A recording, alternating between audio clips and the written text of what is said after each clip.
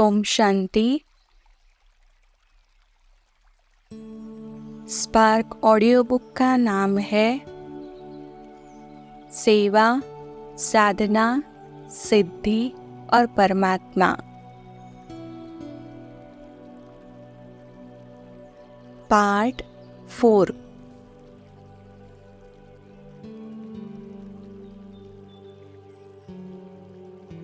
Topic का नाम है ईश्वरीय सेवा का फल और बल। सच्चे दिल से सेवा, दिखावे की सेवा, भय से सेवा, सबका फल अलग अलग होगा या क्या होगा?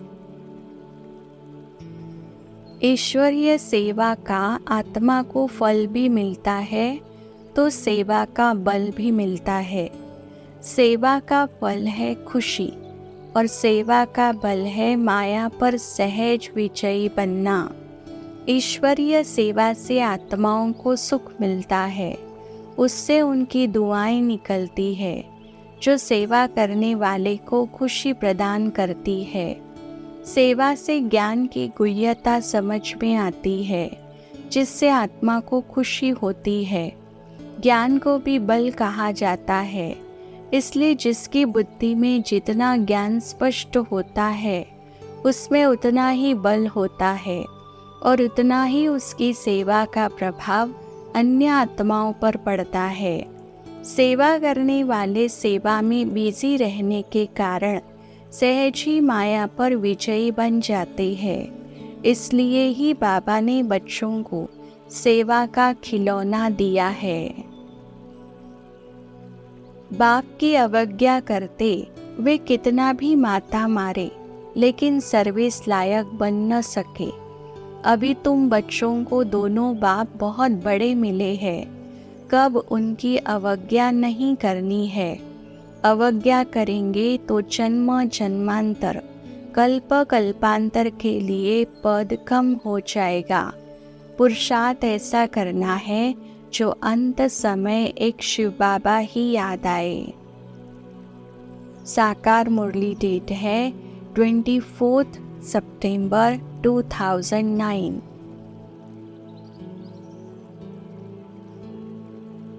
बाबा की सर्विस में जरा भी कदम नहीं उठा सकते तो वे फिर पदम कैसे पाएंगे? पदमपति तो सर्विस से ही बन सकते हैं। सर्विस ही कदम में पदम ले आती है। पहले शूद्र से ब्राह्मण बनाना पड़े, ब्राह्मण ही नहीं बनाएंगे तो क्या बनेंगे? साकार मुरली डेट है 4 अगस्त 2009।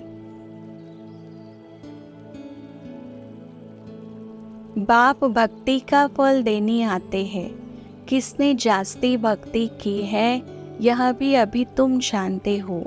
सबसे तीखी जो सर्विस करते हैं ज़रूर उन्होंने जास्ती भक्ति भी की है। कुमार का है, जनक है, मनोहर है, गुलजार है, नंबरवार तो होते ही है।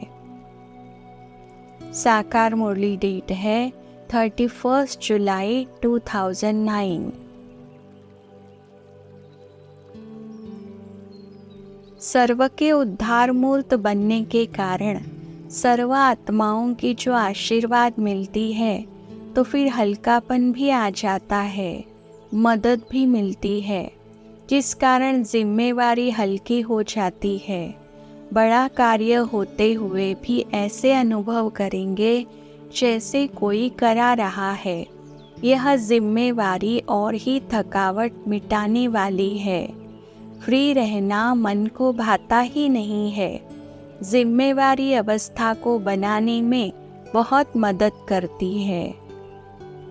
अव्यक्तवाणी डेट है 26 जनवरी 1970। जब स्वयं ही स्वयं को सेवा के लिए ऑफर करेंगे तब बाप दादा की ऑफरिंग मिलेगी। सदा यह स्लोगन याद रखना है, समाना है और सामना करना ही हमारा निशाना है। माया से सामना करना है और पुराने संस्कारों को समाना है। नॉलेजफुल के साथ साथ पावरफुल भी बनना है, तब भी सर्विसेबल बनेंगे। अव्यक्तवाणी डेट है 9 दिसंबर 1970। जब एक सेकेंड भी मनसा वाचा कर्मणा सर्विस से रेस्ट नहीं लेंगे, तब ही बेस्ट बनेंगे। सच्चा पुरुषार्थी कब रेस्ट नहीं करता और वेस्ट भी नहीं करता। इसलिए इस हार्डवर्कर्स ग्रुप व रूहानी सेवाधारी संगठन को सेवा के सिवाय और कुछ सूझे ही नहीं। अव्यक्तवाणी डेट है 9 दिसंबर 1970।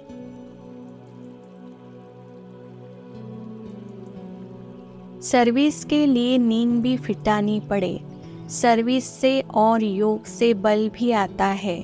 तुम्हारी कमाई होती है। कमाई करने वाले को कभी उबासी नहीं आती है। तुम बहुत भारी कमाई करते हो।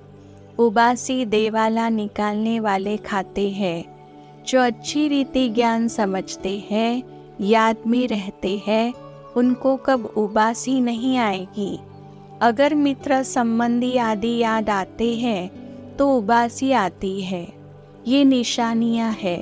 स्वर्ग में तुमको कब उबासी आदि आएंगी ही नहीं। साकार मुरली डेट है 29 मई 2009।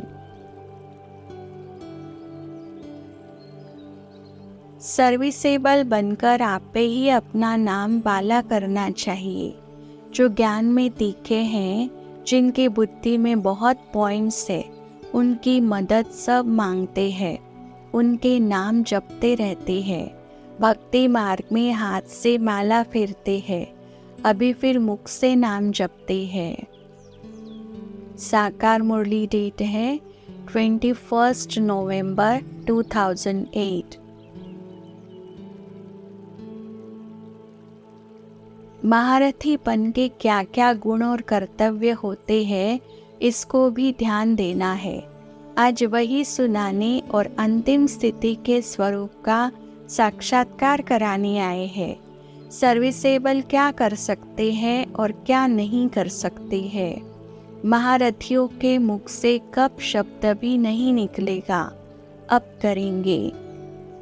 अव्यक्तवाणी डेट है 26 मार्च 1970।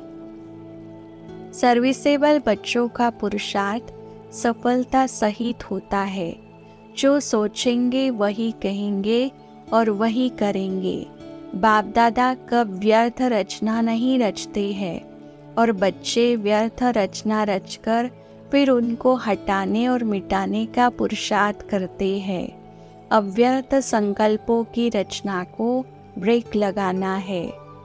अव्यक्तवाणी डेट है 26 मार्च 1970।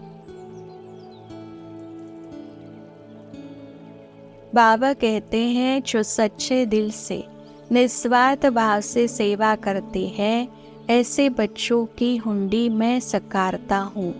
यह भी ड्रामा में नोंद है। बाप ने कह दिया है, सर्विस करते रहो, मांगो कोई से भी नहीं। मांगने से मरना भला, आपे ही तुम्हारे पास आ जाएगा। मांगने से सेंटर इतना जोर नहीं भरेगा। बिगर मांगे तुम सेंटर जमाओ, फिर आपे ही सब आता रहेगा। उसमें ताकत रहेगी। जैसे बाहर वाले चंदा इकट्ठा करते हैं, ऐसे तुमको नहीं करना है। साकार मुरली डेट है 13 मई 2009। सब तरफ बुद्धि को हटाकर अंतर्मुखी होकर मेरे को याद करने का पुरुषार्थ करो। सर्विस से सबका पुरुषार्थ का मालूम पड़ जाता है। सर्विस करने वालों को सर्विस की खुशी रहती है। जो अच्छी सर्विस करते हैं, उनकी सर्विस का सबूत भी मिलता है। साकार मुरली डेट है 10 अप्रैल 2009। जो बहुतों का कल्याण करते हैं तो बहुतों की आशीर्वाद भी मिलेगी। प्रजा बनाने का पुरुषार्थ करना चाहिए। अपने को आपे ही बंधन से छुड़ाना चाहिए। साकार मुरली डेट है 1 अप्रैल 2009। अभी तुम्हारी बुद्धि में सारा चक्र है।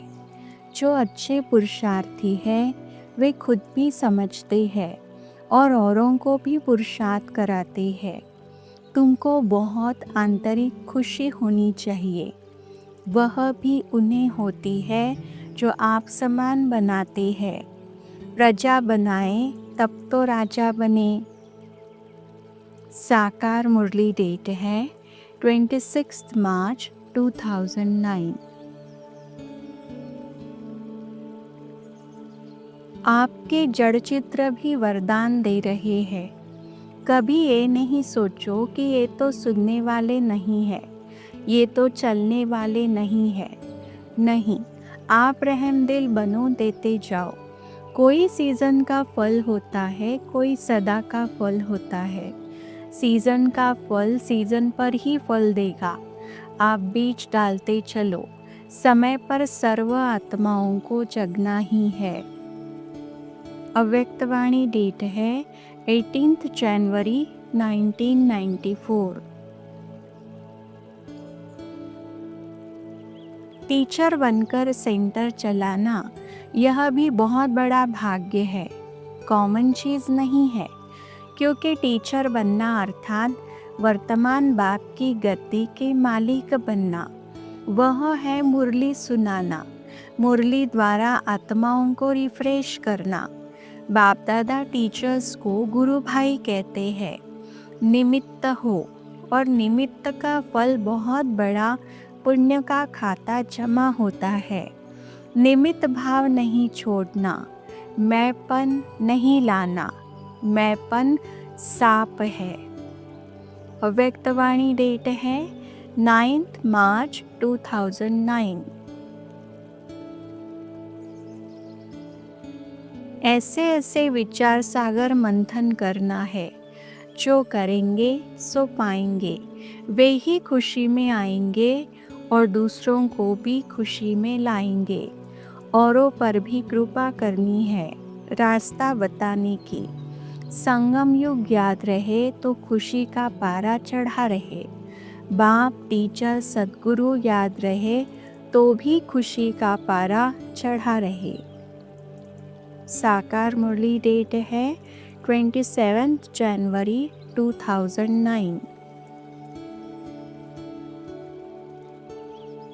जो ज्ञान अच्छी रीति नहीं उठाते तो वे समझा भी कम सकते हैं, इसलिए उनको फल भी थोड़ा मिलता है। पूरा हिसाब है ना। इन ज्ञान रत्नों से तुम पारस बुद्धि बनते हो, यह भी समझने की बात है। कोई अच्छे सयाने हैं जो इन बातों को धारण करते हैं। अगर धारणा नहीं होती तो कोई काम के नहीं है। साकार मुरली डेट है 19 जनवरी 2009। अभी हमारा मददगार बाप है। माया पर जीत पानी है, धारणा करनी है। बाबा ने समझाया है, धन दिए धन न खूटे। सर्विस करेंगे तो बाप की दिल पर चढ़ सकेंगे। बाबा का प्यार तो सबसे है, परंतु बाप की मदद सर्विसेबल को ही मिलती है। साकार मुरली डेट है 27 नवंबर 2008। तुम जितना मीठा बनेंगे उतना बाप का शो करेंगे। बाबा प्यार का सागर है। तुम भी प्यार से किसको समझाएंगे तो तुम्हारी विजय अवश्य होगी। जो अच्छा वफादार सर्विसेबल बच्चा होगा वह हमको ज़रूर मीठा लगेगा, उनको पुचकार भी देंगे। साकार मुरली डेट है 2 जनवरी 2009। जितना तुम पुरानी दुनिया के आकर्षण से परे जाएंगे, फिर न चाहते हुए भी आकर्षण मूर्त बन जाएंगे। साकार में होते हुए भी सभी को आकारी दिखाई दे और दूसरों को भी आकारी रूप में देखना है। सर्विस का भी बहुत बल मिलता है। एक है अपने पुरुषार्थ का बल और दूसरा है औरों की सर्विस करने से बल की प्राप्ति। तो दोनों बल प्राप्त होते हैं। अव्यक्तवाणी डेट है 5 अप्रैल 1970। बाप कहते हैं, जो जितना मुझे प्योरिटी पीस स्थापन करने मदद करेंगे उनको इतना फल दूंगा। जो करेगा सो पाएगा, थोड़ा करेगा तो प्रजा में चला जाएगा।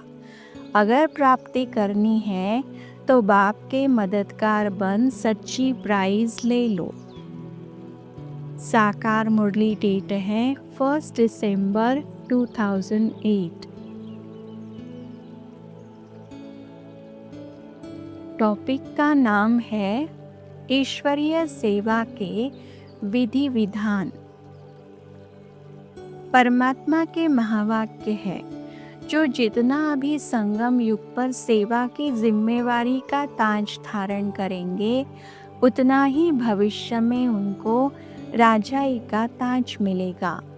बाप से वर्षा लेना आत्मा का अधिकार है, तो सेवा करना आत्मा का कर्तव्य है। अधिकार और कर्तव्य जीवन रूपी गाड़ी के दो चक्र हैं, जो साथ साथ और समानांतर चलते हैं। बाबा ने कहा है, तुमको बाप ने मुक्ति जीवन मुक्ति का रास्ता दिखाया है। तुम्हारा फर्ज है अपने सभी भाइयों को अर्थात आत्माओं को मुक्ति जीवन मुक्ति का रास्ता बताना। परमात्मा पिता ने यह केवल कहा ही नहीं है, लेकिन यह वास्तविकता है कि हम आत्माएं इस कल्प वृक्ष की जड़ और तना है। हमारे ऊपर इस सारे कल्प वृक्ष के उत्थान और पतन का आधार है। इस सत्य को यथार्थ रीति समझने और धारण करने वाला ईश्वरीय सेवा के बिना रह नहीं सकता है। जो जितना स्वयं ज्ञान योग की धारणा करता है अर्थात स्वयं की सेवा करता है, वह उतना ही औरों को भी समझा सकता है अर्थात उनकी सेवा कर सकता है, उनको अनुभव करा सकता है। कभी कभी सेवा करने वालों से भी जिनकी सेवा करते हैं वे आगे चले जाते हैं और ईश्वरीय सेवा में बहुत सहयोगी बनकर अपना भाग्य बनाते हैं। वह हुआ उनका अपना पुरुषार्थ। जिसने ज्ञान को स्वयं समझा होगा वह दूसरों को समझाने बिगर रह नहीं सकता। यदि दूसरों को नहीं समझाते हैं तो गोया स्वयं ज्ञान को यथार्थ रीति नहीं समझा है और ज्ञान योग के महत्व एवं उनके विधि विधान को नहीं समझा है। इस संबंध में ज्ञान सागर बाप ने अनेक बार महावाक्य उच्चारण किए हैं, समझाया है। ईश्वरीय सेवा में श्रीमत का बड़ा महत्व है। जो श्रीमत अनुसार सेवा करता है वही सेवा में स्थायी सफलता पाता है, अतीन्द्रिय सुख का अनुभव करता है। जो मनमत पर सेवा करता है वह नाम मात्र मान शान का अनुभव करता है, उसको कोई विशेष सफलता प्राप्त नहीं होती है। श्रीमत अनुसार सेवा करने से आत्मा को परमात्मा की विशेष दुआएं मिलती है और अन्य आत्माओं के साथ मधुर संबंध बनते हैं, जो इस जन्म में भी साथ देते हैं और भविष्य के मधुर संबंधों का आधार बनते हैं। श्रीमत अनुसार सेवा करने से आत्मा के पुराने कटु संबंधों का हिसाब किताब चुकतू होता है और मधुर संबंधों का निर्माण होता है। इस सत्य को भी ध्यान में रखना अति आवश्यक है कि इस समय जिन आत्माओं की हम सेवा लेते हैं, उन आत्माओं की सेवा का हमको भविष्य में रिटर्न देना पड़ेगा। इसके संबंध में बाबा ने अनेक बार मुरलियों में स्पष्ट किया है। श्रीमत अनुसार सेवा करने से ही भविष्य और आचाई के लिए संबंध बनते हैं। कोई सेवा करके राजा बनते हैं तो कोई सेवा लेकर दास दासी बनते हैं। इस संबंध में बाबा ने अनेक बार मुरलियों में शिक्षा दी है। सेवा के फल के निर्णय के विधि विधान में सेवा के स्वरूप के साथ सेवा करने वाले के भाव और भावना का विशेष महत्व होता है। जब तक बाहर से अंदर आ रहा है तब तक अंदर का बाहर जा नहीं सकता। यह मानव प्रकृति का नियम है। जब तक हमारे अंदर कंद रस, गीत आदि अंदर जा रहा है, अन्य इंद्रियों के रसों का आत्मा अनुभव कर रही है या करने की इच्छा रखती है, तब तक आत्मा अंतर्मुखी होकर ईश्वरीय प्राप्तियों का अनुभव कैसे कर सकती है? और जब स्वयं ही अनुभव नहीं कर रही है तो अन्य आत्माओं को कैसे करा सकती है? अर्थात अन्य आत्माओं की सेवा कैसे कर सकती है? हमारे अंदर बाहर से कोई रस अंदर आ रहा है या हमको किसी इंद्रिय रस की इच्छा है तो सिद्ध होता है कि हमारे अंदर में खाली है। और जिसका अपना ही खाली है वह अन्य आत्माओं को दुआएं कैसे दे सकता है? जो स्वयं ही फरिश्ता की स्थिति में नहीं है वह अन्य आत्माओं को फरिश्ता स्वरूप का अनुभव कैसे करा सकता है? अन्य आत्माओं को वरदान कैसे दे सकता है? फरिश्ता स्वरूप तो भरपूर है, संपन्न है, संतुष्ट है। यह विचारणीय है। कोई भी आत्मा जो भी कार्य करती है उससे जितनी आत्माएं प्रभावित होती है, उसका लाभ उठाती है, उसका फल निमित्त आत्मा को मिलता है।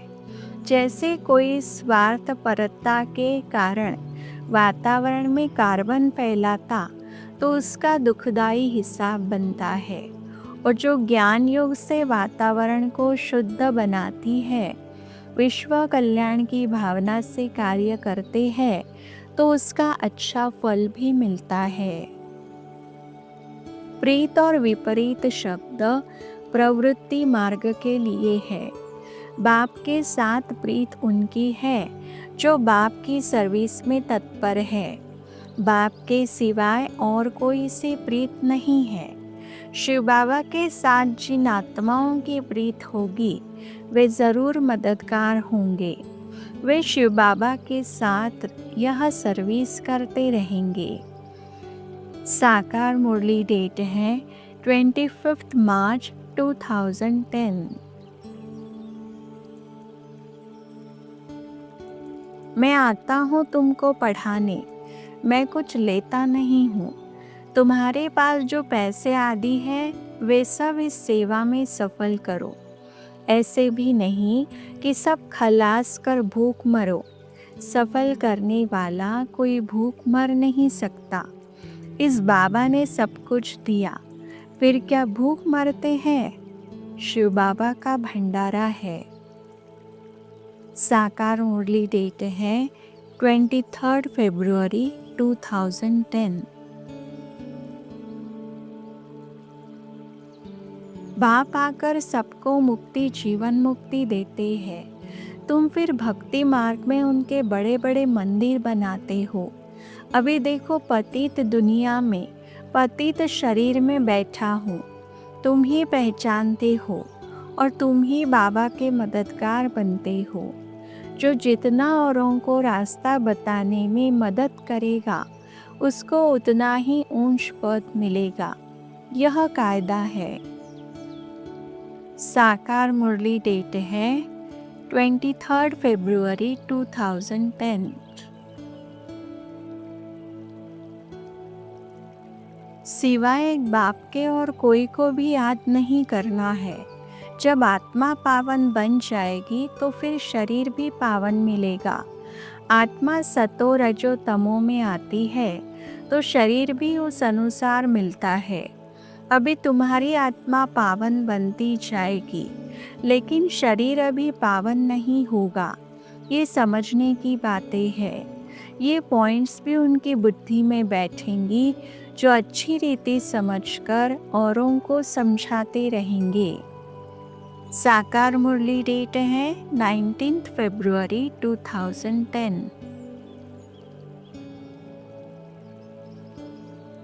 जितना बहुतों को आप समान बनाएंगे उतना ही पद मिलेगा। देह को याद करने वाले कभी ऊंच पद पा न सके। देह को याद करने वाले कोई पुरुषार्थ नहीं कर सकते हैं। बाप कहते हैं पुरुषार्थ करने वालों को फॉलो करो। यह भी पुरुषार्थ ही है ना। साकार मुरली डेट है 19 फरवरी 2010। जिसने जितना पढ़ा है वे उतना ही पढ़ा सकते हैं। सबको टीचर भी ज़रूर बनना है। तुम मुरलीधर बाप के बच्चे हो तो तुमको मुरलीधर ज़रूर बनना है। जब औरों का कल्याण करेंगे तब तो नई दुनिया में ऊंच पद पाएंगे। साकार मुरली डेट है 23 दिसंबर 2009। यहाँ से ज्ञान रत्नों की झोली भरकर फिर जाए दान देना है। परमपिता परमात्मा ज्ञान सागर है। वह ज्ञान रत्नों से झोली भरते हैं। यह ज्ञान रत्नों की बात है। ड्रामा अनुसार फिर वहाँ तुमको स्थूल रत्नों की खानियाँ मिलती है। साकार मुरली डेट है 9 दिसंबर 2009। यह पढ़ाई है। पढ़ाई में पेपर भी होते हैं और कोई बड़ा जांच भी करता है। यहाँ तुम्हारे पेपर्स की कौन जांच करेगा? तुम खुद ही अपने पेपर की जांच करेंगे। खुद पढ़कर जो चाहिए सो बनो। जितना बाप को याद करेंगे, दूसरों की सर्विस करेंगे, उतना ही फल मिलेगा। ऊंच पद पाने वालों को सदा सर्विस की फिक्र रहेगी कि राजधानी स्थापन हो रही है तो प्रजा भी तो चाहिए ना। साकार मुरली डेट है 8 दिसंबर 2009। बाप दादा का वरदान है कि सदा खुश रहो और सदा खुशी बांटो, क्योंकि खुशी बांटने से खुशी बढ़ेगी और सब खजाने बांटने से कम होते हैं। लेकिन खुशी का खजाना जितना बांटेंगे उतना बढ़ेगा। तो चेक करो, खुशी का खजाना सदा कायम है। अव्यक्तवाणी डेट है 15 नवंबर 2009।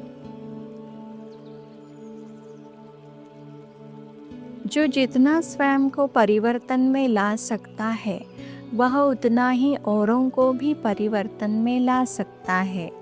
अगर सर्विस में देखती हो कि परिवर्तन में कम आते हैं तो दर्पण में देखना कि मुझ में अपने आप को परिवर्तन में लाने की इतनी शक्ति आई है। अगर अपने को परिवर्तन करने की शक्ति कम है तो दूसरों को भी इतना ही परिवर्तन में ला सकेंगे। अव्यक्तवाणी डेट है 5 मार्च 1971।